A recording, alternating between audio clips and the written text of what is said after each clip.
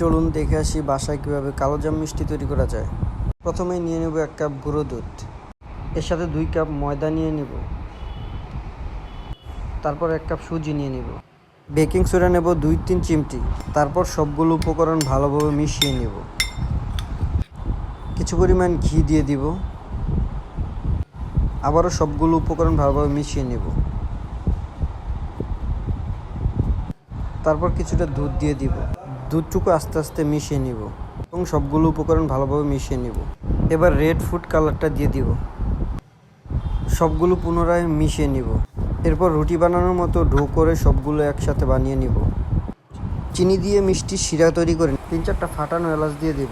মিষ্টির শিরাটা ফুটিয়ে ঘন করে নেব। কিছুটা ডো হাতে নিয়ে এবার এগুলোকে মিষ্টির আকার দিয়ে দিব। মিষ্টির আকার হয়ে গেলে এগুলো ভাজার জন্য প্রায় তৈরি। এবার কড়াইয়ে কিছুটা তেল দিয়ে দিব এবং চুলার আঁচ অল্প করে দিব।